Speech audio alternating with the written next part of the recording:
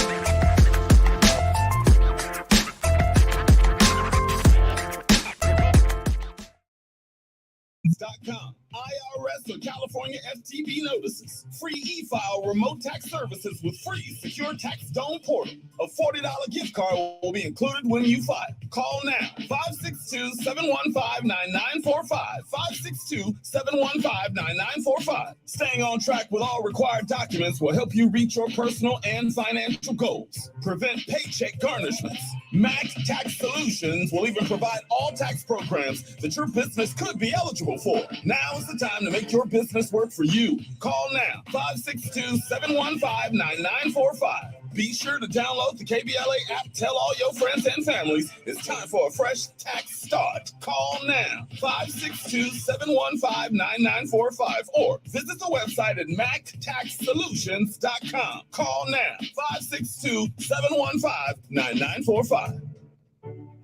At Cedars-Sinai, we're honored to be named the #1 hospital in California and the #2 hospital in the nation in U.S. News and World Report's Best Hospitals Honor Roll.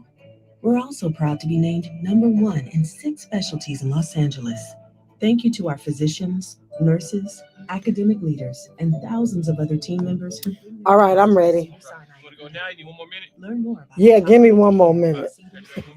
All right. The U.S. premiere of the official Bob Marley One Love Experience has arrived in Los Angeles. Open now through April 23rd at Ovation Hollywood on the corner of Hollywood and Highland. The 15,000 square foot immersive experience opens up the world of Bob Marley like never before and features the entire Rock and Roll Hall of Fame Bob Marley archive. A One Love force that takes fans on a trip to Jamaica in a multi-sensory environment, a silent disco that lets fans groove out to a curated playlist, previously unseen photos, and rare memorabilia, exclusive art from Mr. Brainwash, The Postman, Camo Works, and Idiot Box, and can't miss photo ops. Don't miss the opportunity to celebrate one of the world's most beloved and unifying musical figures. Tickets start at $20 plus fees and are available at BobMarleyEXP.com. That's BobMarleyEXP.com. Get your tickets today. You're listening to Ahead of the Crypto Curve with Najah Roberts on KBLA Talk 1580. All right, good. Welcome forward. We are going to get started with our Cryptopian birthdays for today. We have Everett Alexander, and we have Fola G, Linda Stewart, Michelle Elizabeth, Missy P, and Alan Lou. I would like to say happy birthday to each and every one of you. I hope that your day is filled with love, joy, peace, and happiness today. And so if you want a shout out for your birthday, please do me a favor and send me a text message to 424-317-7373. Again, that number is 424-317-7373. We definitely have to always give a shout out to our fellow Cryptopians that are out there, because we definitely have to stick together. This is a space where you need to know other individuals that are thinking and on the same wavelength with you. And so we do that. So one of the things that I'm going to do really quick is jump into the cryptocurrency price so we can get that part out of the way today. Bitcoin is trading at 24,396. Again, 24,396. It is down in the last hour, 0.67%. And it is down in the last 24 hours, 1.65%. And in the last 7 days is actually up 9.94%. Now, I want you to catch this, because we're going to start to learn about correlation, like things that are correlated between the cryptocurrency market and the stock market. People are starting to say that Bitcoin is starting to, kind of veer away from the correlations in the stock market and all of those things. But I want you to still always pay attention to the correlation in the cryptocurrency space. When Bitcoin is down in certain areas or up in certain areas, as are all the rest of the cryptocurrencies, sort of, kind of. So I'm going to say that because it's for more times than not. And so right now with Ethereum, it's the exact same pattern. Ethereum is at $1,662. It is down in the last hour, 0.51%. In the last 24 hours, it's down 2.5%. But when you look at the 7-day, just like Bitcoin, it is up 6.9%. And as I scroll down CoinMarketCap, It is exactly the same for almost all of the cryptocurrencies. And so, again, when we're looking at trading, when we're looking at price, a lot of these things are, they say they're in correlation, but they have started really talking about the fact that Bitcoin's price is not caring about the macro news. And we talk about the macro news, and it's starting to kind of separate itself from some of the things that are happening. And we're going to talk about that if we have time, because today is just definitely going to be jam packed with things.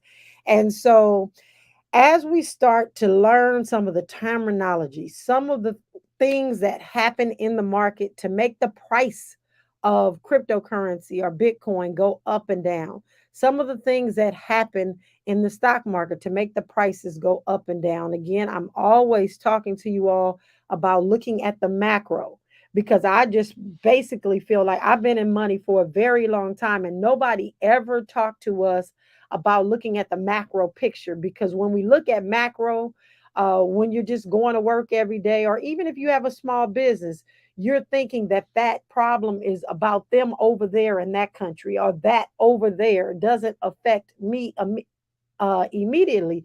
And it actually does. And so when I started looking at the macro, just again, like, and I have to relate everything to, I don't relate everything to religion, but as I think about looking at the bigger picture of everything and not just being in the moment, but the big picture, where things are going, how things are being treated, how people go about doing different things, how things were gone about in the Bible. Like, all these things really affect what you do in that day to make a week, a month, 2 years, 5 years, 10 years better than it's been in the past. And so, as we look at the macro, that is very, very important. But there were a couple of terms that I said that I've had at least five people really try to get an understanding of the difference between inflation, deflation, and disinflation. So, inflation means, of course, prices are going up. That is inflation. Deflation means prices are going down. Now, this is the tricky part that we've been hearing the last couple of weeks. And if you listen closely, they are saying that disinflation has started. So when you hear disinflation, just for the normal everyday person, you're cooking dinner, you're not really paying attention to things, and you're again in your mind, disinflation, you're thinking something is going down. And so it kind of makes you feel a little bit better about spending and doing things. And I'm trying to get you all in the mindset to understand that there is a play on words, there is a play on numbers to get us to do what they need us to do in order to keep the economy running, or for enough time to allow them to print money or do whatever it is that they need to do in their best interest. But ultimately, we need to be figuring out what's in our best interest. So, disinflation, ladies and gentlemen, is not deflation. So when you keep hearing our president and Jerome Powell and Janet Yellen and all of these individuals that are talking about money, saying that we're in the disinflation phase, just understand the price is still going up, but not at the rate that it was maybe the month before or the year before. And so that is a play on words, because when you hear disinflation, you think it's okay to go out and spend.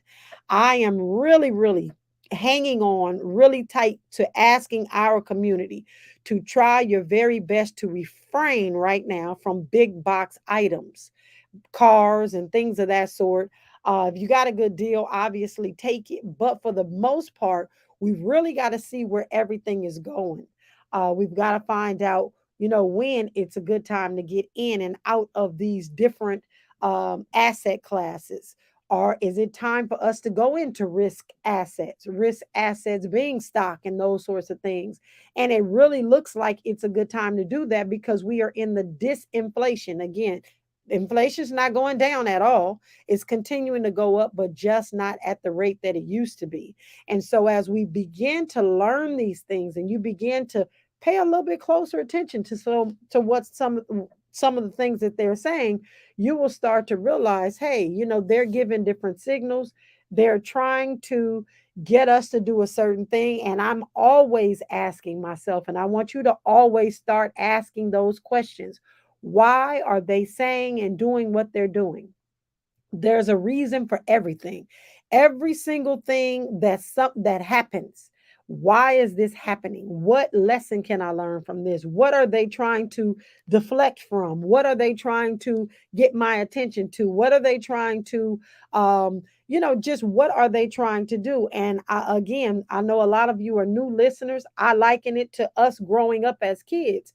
We weren't allowed, I know I wasn't allowed to ask my grandmother or my mother or my father why, like they tell you don't do something and you want to ask why. The why was not even able to be asked, or you would just get popped, as they would say. So it was because I said so. And so we're in a space and time right now. You need to ask yourself why all of these things are happening. What does that mean? What does this mean down the road? What does this look like? How are these things that are being implemented right now going to change? Not necessarily immediately, not immediately at all. It's going to be down the road. And so, as we look at these different reports, again, I made a comment last week about them changing the data for this consumer price index report. So whether Jerome Powell in the feds, which is different from our government, and I got to make sure everybody is understanding these are two totally different entities. The feds are private, the government is our public, but they are all intertwined, but they are separate entities.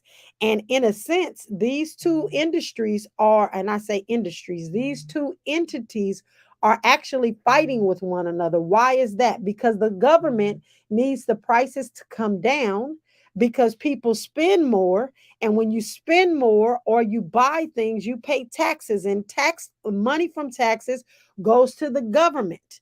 And if the feds are raising the interest rate and stopping people from spending, that means the money that the government would normally get, they don't get anymore, which is taking them into the negative.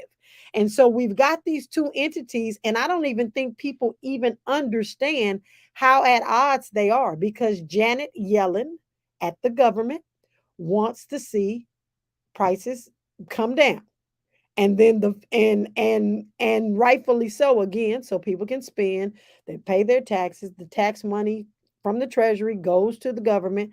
But the feds have something else to, they have a whole nother agenda. And so as we look at these things, we start to understand why things are going on. And so unless someone enlightens you on these things, like, you don't know, you just go about the day thinking everybody has the same agenda and they're all working together. And it's just absolutely not that way. And so when we look, or we talked about the CPI last week, and the consumer price index came out, the jobs report came out, and they said that that we were doing such a fabulous job because everybody was into jobs and things of that sort, and changed the numbers. And I said at the time that the jobs report came out, it just did not make sense. And so what we later found out after that, because again I did some digging, is that they included people that had gotten jobs, to be someone like myself who had one full-time job. Normally they would just count me once, but because they needed the numbers to look the way that they needed to, they didn't care if I had a second or a third job. They counted that second and that third job as a person. And it should not have been like that. But again, when you're able to manipulate numbers, when you're able to make reports look like you need them to make, so that you can make decisions about money based on those reports, we have an issue. And that is why the cryptocurrency space and the blockchain space is going to be so critically important to us moving forwards, because the numbers are the numbers are the numbers, and they can't change the buckets. of how they determine these reports. And so as we look at the consumer price index, the CPI, they have several different buckets that they utilize to come up with these reports. And so what I recognized last week, just really looking at it and then listening to some of the other people to make sure that I'm on the right path and that my suspicions are correct, I found that they changed the buckets. They changed some of the buckets to make it look as if the consumer price index, we were doing better than we are. But not only that, they changed the metrics as far as year over year. They started instead of year over year, like really comparing 2020 to 2021 to 2022 to 2023. They started doing it by the month, which allows them to change the metrics. So if you can't tell the right story, you change the data. And that is one of the biggest things that we take out of this ethos of cryptocurrency and blockchain, that you should not be able to change the metrics or the different ways in which you gather information to report to the people, because cryptocurrency is all about the numbers being the numbers on the blockchain. So with that, ladies and gentlemen, when we come forward after news, traffic, and sports, we're going to jump into a couple of other things that you need to know. This is KBLA Talk 1580.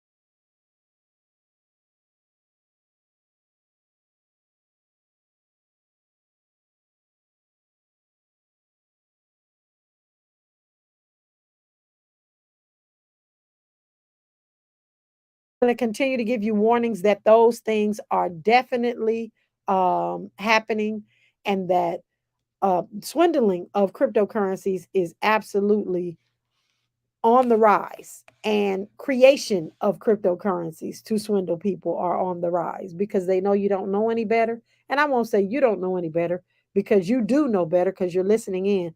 But those people that don't get this information that you're getting wind up being in trouble.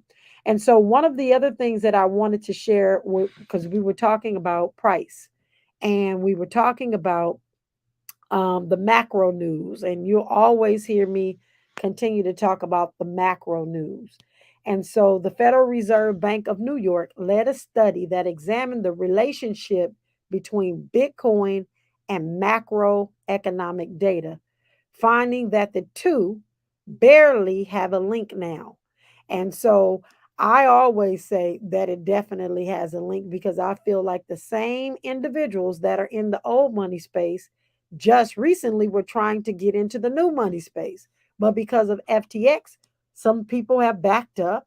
And so the result is that they're finding that here this year, again, 2023, that there is some correlation, but not as much as there was in 2022. So we may see Bitcoin take a different upward trajectory than we have seen in the past for 2022, 2023, and such. So the key result is that unlike other US asset classes, Bitcoin um, is in this monetary system just a little bit different. And the macro news that comes across is not going to affect it so much until these different regions around the world begin to accept Bitcoin as legal tender, but they are starting to do so.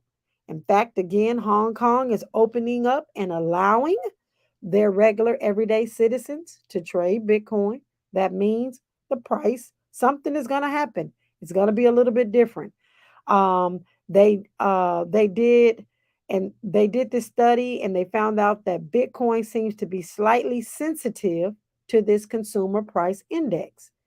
And that's what we've been talking about, understanding why, or what the consumer price index is and what that data is, and us taking a look at it and saying, hey, something's wrong with that. Maybe we better shore up our portfolio with this risk asset just a little bit more, because we need to be decentralized.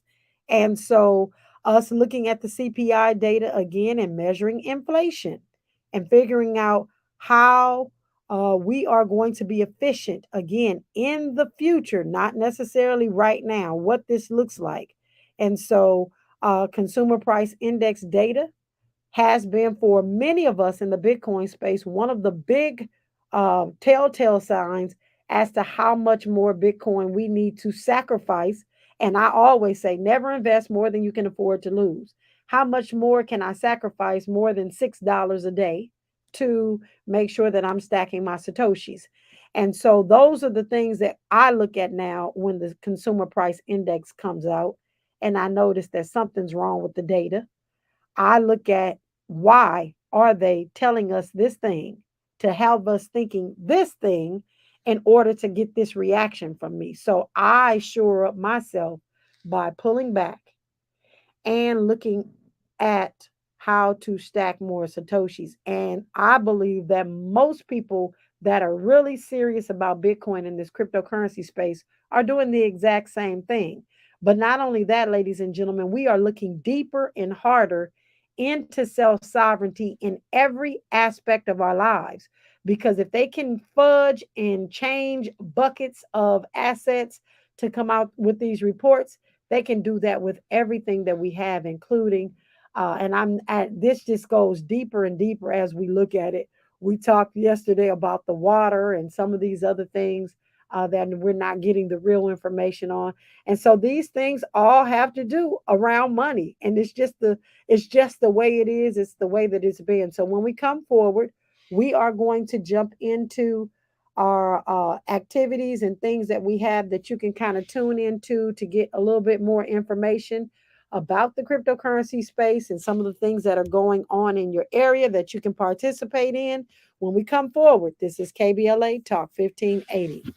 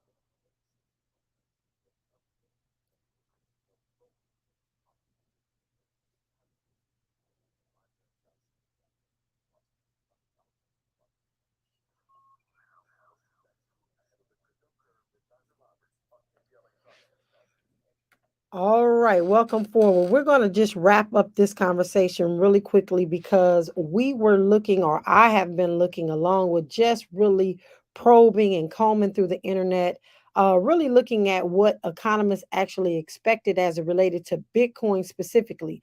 They expected it to respond to the monetary policy news, and they figured that Bitcoin is an asset with no intrinsic value, which is what fiat is. Bitcoin has they thought it was going to be something with no intrinsic value, whose current value depends on the discounted value of its future price. And so, you always hear me saying Bitcoin is on sale. And so we're buying Bitcoin right now, or buying Bitcoin. Again, I'm not providing any financial advice. I am buying Bitcoin right now because I feel like it's discounted and its future price is nowhere near where it is today.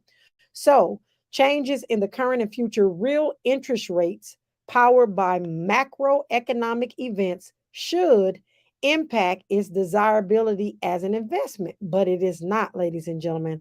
I have actually analyzed, in my opinion, and I think that the data shows that while other U.S. asset prices respond to both target and the path to this monetary policy news, Bitcoin is going to be unresponsive, and it's going to continue to be unresponsive. And that's what I feel. Um, because changes in the short term don't matter to us that are hodling, HODL. We call it hold on for dear life. So the short term doesn't matter to us. While its reaction to the news about the future path of policy, it hasn't been come out yet. We don't know what's going to happen. So it's not robust. So it really doesn't bother us at all. And so for those of you that are looking to be in the stock market and things of that sort, the S&P 500, on the other hand, is down 6.5% over the past year and up 5.2% in 2023 so far. And that's because of the macro news. And so we got to really, again, begin to pay attention to everything as we endeavor in this new space in uncharted waters, something that we've never been through before in history. Bitcoin is only 14 years old. It's still coming through puberty. It's still trying to figure out what it likes, what it doesn't like, all of these things come into play when we look at Bitcoin and its price. And again, right now, trading right around 24,000 ish. And we're really, really excited about what Bitcoin looks like in the future. So, with that, ladies and gentlemen, I need for everyone that is listening, if you have Bitcoin on any exchange, again, I know that there's new listeners on any exchange, be it Black Wall Street wallet. If you have a lot of Bitcoin on an Edge wallet, if you have it in Coinbase, Kraken, Gemini, um, any of those platforms, Binance, you have got to take your Bitcoin off and put it into your own wallet. It is an absolute must, ladies and gentlemen.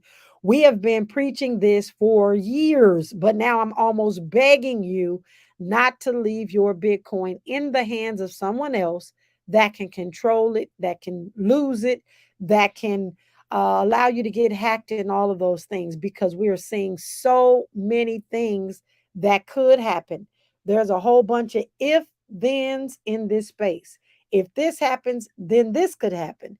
And you just sleep so much better at night. So, a Ledger wallet is what I am suggesting. If you need a link for Ledger wallet, because you need to buy it factory direct or Trezor or Keep Key, or there's a bunch of them, but you have to get something so that you can secure your Bitcoin, because the value of it today is not what it's going to be in the future. So it may look like right now you only have $500 or $1,000 or even $100. But what it's going to look like in the near future when the price of Bitcoin raises because of all of these other macro events that are happening, you're going to be happy that you secured your Bitcoin.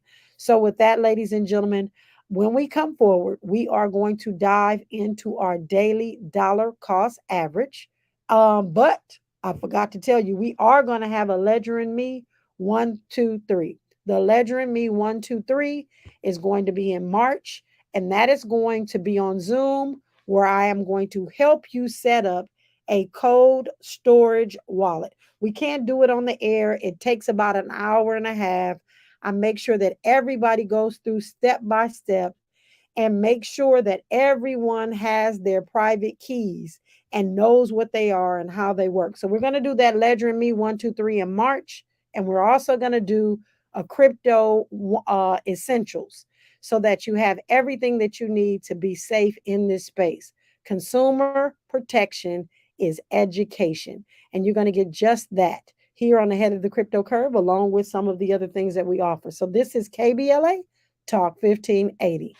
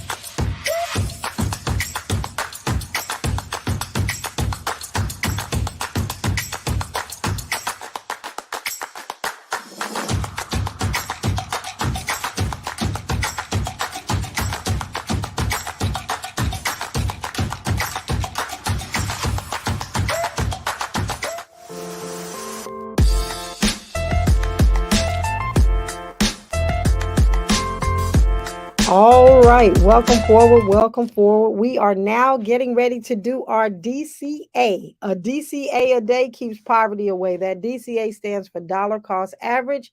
And we've been rushing through the last couple of days because it's just been so much great information. But what we're going to do is open up our Black Wall Street wallet. And again, there's some updates coming. So you all are going to be very excited about these updates on the Black Wall Street wallet. But open up your Black Wall Street wallet, and that is a wallet that you can download on your cell phone. And this is our rendition of the real Black Wall Street, or the one that was in Tulsa, Oklahoma. This cannot be torn down, burned, or anything, but this is our Black Wall Street in the digital asset space. And so you're going to click on the purple circle in the middle, and this app can be downloaded from the App Store, Android, and Apple. Click the two purple circles in the middle. You're going to click continue. We're going to buy $6 worth of Satoshis. A Satoshi, ladies and gentlemen, is the smallest increment of a Bitcoin, just like a penny is the smallest increment of a dollar. And we are buying $6 worth of Satoshis with our fiat money. Our other money with no intrinsic value other than what the government said it's worth, but we can utilize it every single day because of that. And so we are going to do $6, and I'm doing it one time. You can set this up and forget it. If you are having any difficulty with the platform, please reach out to me via that text message number, and I will get you in contact with customer service so they can make sure that you are okay.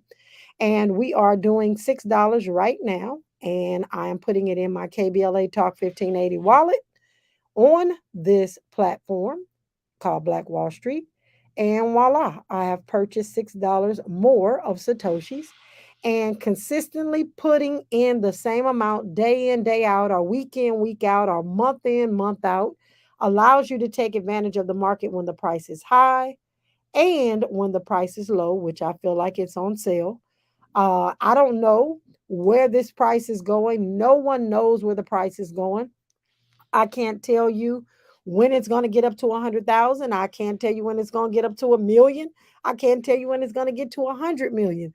But I am certain that if we look at the history of Bitcoin and what has been happening over the last 14 years, it is sure to increase in value based on history.